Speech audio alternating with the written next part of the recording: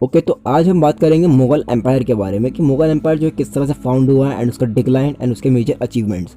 Basically ये medieval history का second part होने वाला है, जो हमने पहले फर्स्ट पार्ट इसका बना चुके हैं। इसमें चोलास से लेकर के दिल्ली सल्तनत तक सब कुछ एक्सप्लेन किया है मैंने। तो आज हम बात करेंगे मुगल एम्पायर के बारे में। तो गाइस, मुगल एम्पायर का इंस्टेंटली इस्टेब्लिशमेंट हुआ था बैटल ऑफ पानीपत के फ़ौरन बाद। बैटल ऑफ पानीपत में ज़हीरुद्दीन मोहम्मद बाबर की जीत हुई थी एंड इब्राहिम लोदी को हराने के बाद उन्होंने इंडिया में अपना एम्पायर इस्टेब्लिश कर लिया। एंड इसके बाद जो राणा सांगा थे, जिन्होंने ख़त लिखा था बाबर को कि हमारी हेल्प करें, वो बहुत ज़्यादा नाराज़ हो जाते हैं बाबर से एंड अपनी आर्मी इकट्ठी करते हैं एंड बाबर के खिलाफ जंग का ऐलान कर देते हैं। यहाँ पे गाइस बैटल होती है बैटल ऑफ खानवा की, जिसमें बाबर राणा सांगा को भी हरा देता है एंड इसके बाद पूरे ही इंडिया में जो है बाबर का empire, Mughal empire super power बन जाता है उस टाइम पीरियड में। एंड बाबर के बाद उनका बेटा हुमायूं तख्त पे बैठता है। जब हुमायूं तख्त पे बैठता है तो एक अफगान कमांडर जो कि इंडिया में बॉर्न होता है, शेर शाह सूरी, वो मुगल एम्पायर के खिलाफ जंग का ऐलान करता है एंड यहाँ पर बैटल होती है battle of Chausa. Battle of Chausa में मुगल एम्पायर की हार होती है एंड हुमायूं को इंडिया छोड़ के जाना पड़ता है। गाइस, हुमायूं इंडिया छोड़ के पर्शिया चले जाते हैं, जो पर्शिया आज के टाइम को जो ईरान है, यहाँ पर चले जाते हैं। यहाँ पर सफविद एम्पायर जो था उस ज़माने में, उसमें जाकर रहने लगते हैं। काफ़ी टाइम तक वो वहीं पर अपना टाइम जो गुजारते हैं एंड उसके कुछ टाइम के बाद जो सफविद शाह थे, जो शहनशाह, जो ईरान के शहनशाह थे, उनकी मदद से वो दोबारा से इंडिया में अपना एम्पायर रीस्टैब्लिश करते हैं। एंड एम्पायर इस्टेब्लिशमेंट के अगले ही साल हुमायूं की डेथ हो जाती है एंड हुमायूं का 12 साल का बेटा अकबर तख्त पर बैठता है। गाइस, वो टाइम पीरियड था जब मुगल एम्पायर के पाए जो दोबारा से डगवाने लगे थे एंड ऐसा लगने लगा था कि मुगल एम्पायर अब कम्प्लीटली इंडिया में ख़त्म हो जाएगा। एंड इस चीज़ का मौका उठाते हुए अफगानों ने दोबारा से इंडिया पर अटैक किया एंड अब उनको लगा था कि इंडिया के जो तख्त पर बैठा है वो एक 12 साल का बच्चा है एंड वो एम्पायर को नहीं चला पाएगा। तो उन्होंने एक बैटल अनाउंस कर दी, बैटल ऑफ पानीपत, जिसको basically second battle of Panipat बोला जाता है, जिसमें गाइस मुगल एम्पायर की आर्मी और अफगान आर्मी आमने सामने आ गए थे। लेकिन यहाँ पर मुगलों का कमांडर था बैराम खान, जो कि आर्मी को लीड करता है और बैटल में मुगल जो है बैटल में जीत जाते हैं।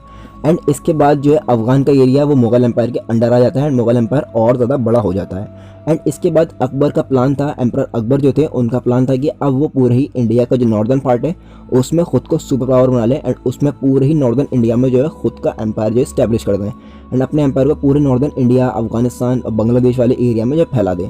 तो इसके बाद वो बहुत सारी पॉलिसीज़ अपनाते हैं, सारे छोटे छोटे किंग्स को एक इकट्ठा करते हैं एंड एक बहुत बड़े एम्पायर के अंडर ले आते हैं, अपने झंडे के अंडर सारे छोटे बड़े किंग्स को ले आते हैं। लेकिन गाइस, इसी पर्टिकुलर टाइम पीरियड में एक राजपूत की एक प्रोविंस होती है, राजपूत का एक किंगडम होता है मेवाड़ किंगडम, जो कि मुगल एम्पायर के अंडर आने से रिफ्यूज़ करता है, खुद को अवॉइड करता है मुगल्स को, जिस वजह से अकबर उनके खिलाफ एक जंग अनाउंस कर देते हैं, इसको बोला जाता है बैटल ऑफ हल्दी घाटी, जहाँ पर मेवाड़ के किंग महाराणा प्रताप और अकबर के बीच में एक बहुत बड़ी बैटल होती है, जिसको बैटल ऑफ हल्दी घाटी बोला जाता है। लेकिन बैटल ऑफ हल्दी घाटी में एम्परर अकबर जो है महाराणा प्रताप को भी डिफीट करते हैं एंड यहाँ पर इसके बाद पूरा ही राजपूताना मुगल डोमिनियन हो जाता है, मुगल एम्पायर के अंडर आ जाता है पूरा ही राजपूताना। एंड इसके बाद जो है इंडिया में, क्योंकि अब मुस्लिम किंग्स की हुकूमत थी एंड पब्लिक में मेजॉरिटी हिंदूज़ की थी, तो आपस में कॉन्फ्लिक्ट्स बहुत ज़्यादा होने लगे थे। तो इसी चीज़ को ख़त्म करने के लिए एम्परर अकबर एक हिंदू राजपूत प्रिंसेस, जो कि आमेर की प्रिंसेस थी, प्रिंसेस जोधा, उनसे शादी कर लेते हैं ताकि आपस की कॉन्फ्लिक्ट जो है इंडियंस में ख़त्म हो जाए। लेकिन गाइस, इस पर्टिकुलर चीज़ ने कॉन्फ्लिक्ट को ख़त्म नहीं किया बल्कि और ज़्यादा जो है अराइज कर दिया एंड मुगल कोर्ट में जो है अब लोग एम्पायर के खिलाफ हो गए एंड बहुत सारे लोग तो ऐसे भी थे जो एम्पायर से बगावत करने पर तुलाए थे। तो मुगल एम्पायर ने इन सब बगावतों को क्रश किया एंड इसके बाद क्योंकि अब मज़हब को लेकर के बहुत ही ज़्यादा बातें छिड़ चुकी थी, बहुत ज़्यादा बहसें छिड़ चुकी थी मज़हब को लेकर के, तो मुगल एम्परर अकबर ने एक नई पॉलिसी बनाई। बेसिकली एक नया मज़हब था जिसको बोला गया मज़हब दीन इलाही। एंड इस दीन इलाही मज़हब को में उन्होंने जो हिंदू, मुस्लिम्स और इंडिया के जो अदर रिलीजन्स थे सबकी मेन बातें, जो अच्छी अच्छी बातें थी, सबको इकट्ठा किया एंड एक नया मज़हब बनाया जिसको बोला गया दीन इलाही। और गाइस, इस दीन इलाही को उन्होंने अपना स्टेट रिलीजन बनाया, यानी कि एम्पायर का जो ऑफिशियल रिलीजन था वो दीन इलाही को बनाया एंड पूरे इंडिया में इस रिलीजन को अप्लाई करने के लिए उन्होंने एक नई पॉलिसी बना दी। लेकिन गाइस, इस मज़हब का एम्परर अकबर के साथ ही डिक्लाइन हुआ। एम्परर अकबर की डेथ के बाद ये मज़हब भी ख़त्म हो गया एंड 1605 में एम्परर अकबर का बेटा जहांगीर तख्त पर बैठता है। गाइस, एम्परर जहांगीर के तख्त पर बैठने के बाद जो है काफ़ी टाइम तक उनका रूल काफ़ी अच्छा चलता है, लेकिन उनका बड़ा बेटा खुसरो उसके बाद बगावत कर देता है।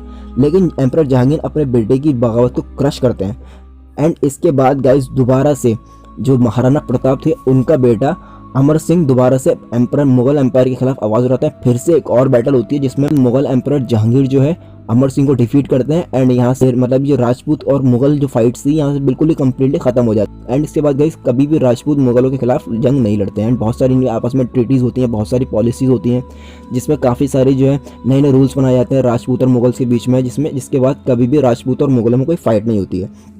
एंड गाइस ये वो टाइम पीरियड था जिसमें पहली बार ब्रिटिशर्स जो है इंडिया आए थे। एंड गाइस यहाँ पर ब्रिटिशर्स का पहला मोटिव था कि वो इंडिया में ट्रेड के जरिए आएंगे, लेकिन पहले वो आए थे मुगल एम्परर अकबर के ज़माने में।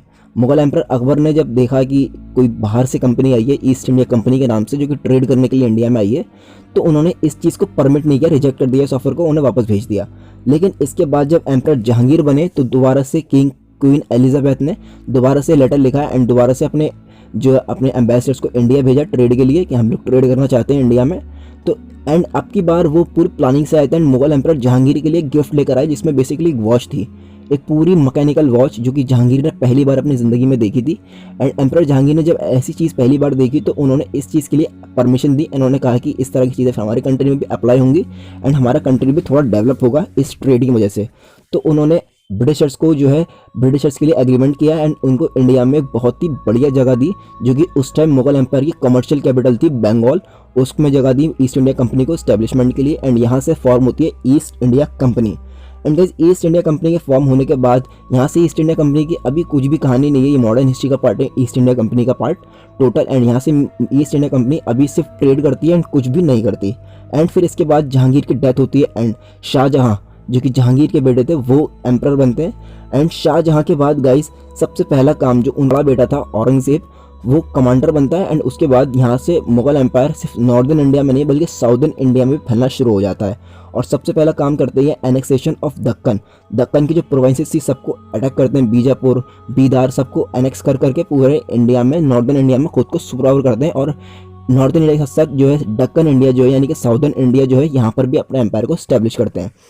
एंड गाइस फिर इसके बाद शाहजहाँ एक और प्लान बनाते हैं जो समरकंद थी यानी कि जो बाबर की और तैमूर की जो कैपिटल थी समरकंद, उसको कंक्योर करने का ख्वाब देखते हैं शाहजहाँ ताकि वो पूरे ही इंडिया में और पूरी सेंट्रल एशिया में खुद को सुपर पावर कर सकें।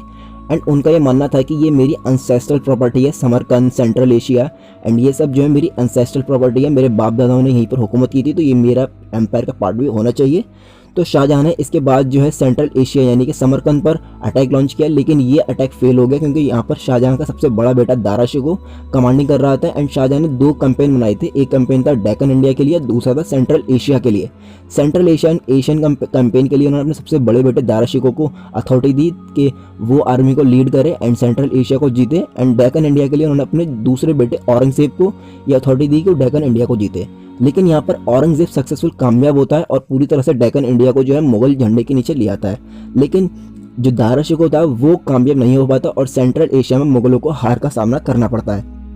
एंड गाइस इसके बाद जो है शाहजहाँ की सबसे बिलव्ड वाइफ मुमताज़ महल की डेथ होती है। गाइस इसके बाद शाहजहाँ फिर एक ऐसी बिल्डिंग बनाने का फैसला लेते हैं जो कि हिस्ट्री ने कभी नहीं देखी थी, वर्ल्ड की 7 वंडर्स में फर्स्ट पोजीशन पर जाकर अलाई करती है। एंड इस बिल्डिंग का नाम है गाइस ताजमहल। एंड ताजमहल आज भी सिंबल ऑफ लव माना जाता है जो कि मुगल एम्परर शाहजहाँ ने बनवाया था। एंड शाहजहाँ की ताजमहल बनवाने के बाद शाहजहाँ ने दोबारा से जो दिल्ली था उसको अपनी कैपिटल बनाया एंड दिल्ली में एक शहर बनाया शाहजहानाबाद के नाम से, जहाँ पर एक बहुत बड़ा किला बनवाया जिसको आज हम लाल किला बोलते हैं। एंड उस टाइम उस किले का नाम था किला मुबारक। एंड वहाँ पर शाहजहाँ ने उसको अपनी कैपिटल बनाया एंड यहाँ से एम्पायर को शिफ्ट किया दिल्ली की तरफ दोबारा से। एंड जब शाहजहाँ ने अपनी कैपिटल दिल्ली शिफ्ट की तो गाइस ये वो टाइम पीरियड था जब मुगल एम्पायर पूरी दुनिया का सबसे ज़्यादा प्रॉस्पेरस रीजन बन चुका था। एंड इंडिया पूरी दुनिया का सबसे अमीर रीजन था एंड दिल्ली और आगरा पूरी दुनिया के सबसे ज़्यादा अमीर सिटी थे उस टाइम पीरियड में। एंड इसके बाद शाहजहाँ की डेथ होती है एंड उनकी डेथ के बाद उनका जो सबसे बड़ा बेटा जो हायर सन था दारा शिकोह वो एम्परर बनने वाला होता है, लेकिन उनके सभी बेटों में जो है वॉर ऑफ सक्सेशन छिड़ जाता है, एक बहुत ही कड़ी वॉर तख्त के लिए, मतलब कौन नेक्स्ट किंग बनेगा इसके लिए एक बहुत बड़ी वॉर छिड़ जाती है उनके सभी बेटों में। एंड इस वॉर में उनका दूसरा बेटा औरंगजेब कामयाब होता है एंड अब की बार औरंगजेब जो है मुगल एम्पायर का किंग बनता है सीधा।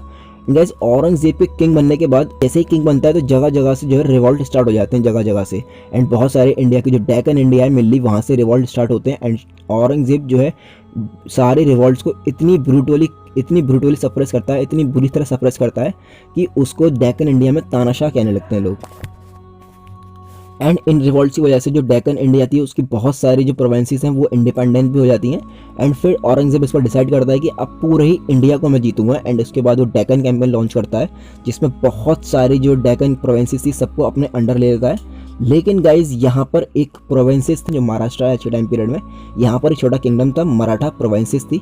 यहाँ के जो किंग थे शिवाजी राजे भोसले, वो मुगल एम्परर औरंगजेब के अंडर आने से मना कर देते हैं। तो इसके बाद मुगल एम्परर औरंगजेब अपने सबसे वफादार और एक बहुत ही बड़े राजपूत कमांडर मिर्ज़ा राजा जय सिंह को भेजते हैं कि वो शिवाजी को डिफीट करें। एंड ऐसा ही होता है, जो मिर्ज़ा राजा जय सिंह जो थे वो शिवाजी को डिफीट करते हैं। एंड एक ट्रीटी होती है आपस में जिसमें शिवाजी को एम्परर से मिलना होता है। इसके बाद शिवाजी मुगल कोर्ट में आते हैं औरंगजेब के सामने, एंड इसके बदले औरंगजेब उन्हें कैद कर देता है।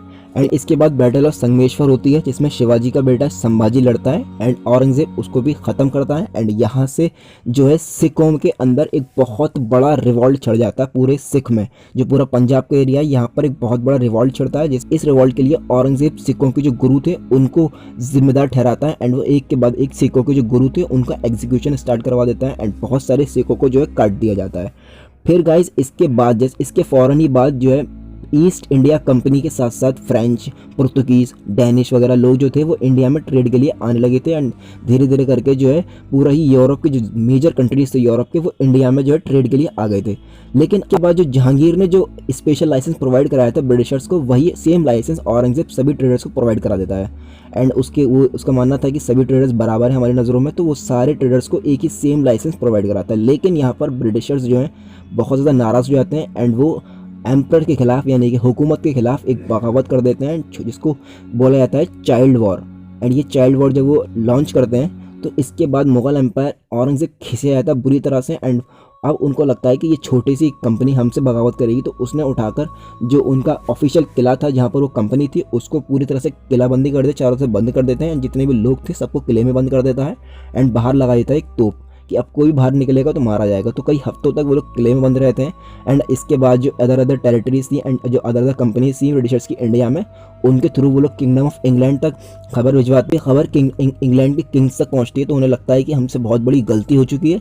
तो वो अपने 2 एम्बेसडर्स भेजते हैं, एक सीधा कोर्ट में मुगल एम्पर औरंगजेब के कोर्ट में, एंड वो इसके बाद वो सीधा कोर्ट में आके लंबे लंबे लेट जाते हैं अपनी गलती कबूल करने के लिए। फिर इसके बाद औरंगजेब उन्हें माफ़ करता है एंड फिर से जो है ब्रिटिशर्स को लाइसेंस प्रोवाइड कराया जाता है ट्रेड का। इसके बाद औरंगजेब डेक्कन में बहुत कड़ी कड़ी पॉलिसीज़ बनाता है, अलग अलग तरह की पॉलिसीज़। इस वजह से पूरे ही इंडिया में औरंगजेब को जो है तानाशाह बोला जाने लगता है। एंड गाइस औरंगजेब फिर इसके बाद इंडिया के सभी बड़े बड़े मौलानाओं को बुलाता है एंड उसके बाद एक बहुत ही कर्रा कानून बनाता है, इसको बोलते हैं शरीयत। एंड उस कानून में बेसिकली इस्लाम की जो मेजर पॉलिसीज़ हैं उसको ऑफिशियली स्टेट रिलीजन की पॉलिसी बनाया जाता है। एंड औरंगजेब अपने मज़हब पर बहुत ज़्यादा कट्टर था, बहुत ज़्यादा ऑर्थोडॉक्स था, जिस वजह से उसके दरबार में एंड उसकी फैमिली मेम्बर सब उसको जिंदा पीर बोलते थे औरंगजेब को। एंड पूरे ही ऑल ओवर द इंडिया उसकी पॉलिसी की वजह से औरंगजेब को लोग जो है तानाशाह कहने लगे। हालांकि औरंगजेब बहुत ज़्यादा ऑर्थोडॉक्स और बहुत ज़्यादा कट्टर और बहुत ज़्यादा तानाशाह टाइप का इंसान था, लेकिन उसके टाइम पीरियड में इंडिया जो है पूरी दुनिया का सबसे प्रॉस्पेरस रीजन था। 25% से लेकर के 30% GDP जो थी पूरे वर्ल्ड की वो इंडिया के पास ही थी। एंड इंडिया के पास उस टाइम बेशुमार दौलत थी, दुनिया भर के ट्रेडर सिर्फ इंडिया में ट्रेड के लिए आते थे। उनका बस एक ही मोटिव था कि हम इंडिया में आ जाएं किसी भी तरह ट्रेड के लिए। तो पूरा यूरोप को जो मेजर पोर्शन था, जो मेजर कंट्रीज थे यूरोप के, वो इंडिया में ट्रेड करने के लिए आ गए। एंड आगे जिसकी वजह से गाइस आगे जाकर इंडिया में बहुत सारी जो है प्रॉब्लम्स खड़ी हुई। एंड इसके बाद गाइस 1707 में औरंगजेब की डेथ होती है और यहाँ से मुगल एम्पायर का जो माइटी ग्लोरी थी वो भी ख़त्म होती है। और गाइस इसके बाद जो है मेडिवल हिस्ट्री भी हमारी ख़त्म होती है और यहाँ से स्टार्ट होती है हमारी मॉडर्न हिस्ट्री।